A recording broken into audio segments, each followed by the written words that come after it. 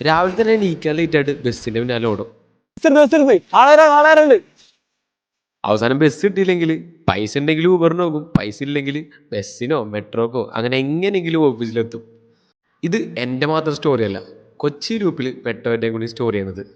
എങ്ങനെയെങ്കിലും കഷ്ടപ്പെട്ട് കറക്റ്റ് സമയത്തിന് ഓഫീസിലെത്തും. ഓഫീസിലെത്തിയാൽ പിന്നെ റോബോട്ടിനെ പോലെ രാവിലെ തൊട്ട് വൈകുന്നേരം വരെ പട്ടി പണിയായിരിക്കുള്ളൂ.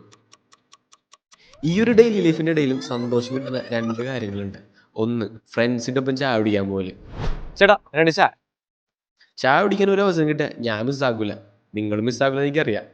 ഇനി രണ്ട്, ജോലിയൊക്കെ കഴിഞ്ഞ് ഫുഡൊക്കെ അടിച്ച് നമ്മുടെ സ്വന്തം ബെഡ്റൂമിൽ സമാധാനമായിട്ട് കിടന്നുറക്കാം. നിങ്ങൾക്ക് എന്തായാലും കൊച്ചു വിളിപ്പിൽപ്പെട്ടൊരു ഫ്രണ്ട് എന്തായാലും ഉണ്ടാവും. ആ ഒരു ഫ്രണ്ടിനെ ഈ ഒരു വീഡിയോയുടെ കമൻറ്റ് ബോക്സിൽ മെൻഷൻ ചെയ്യുക.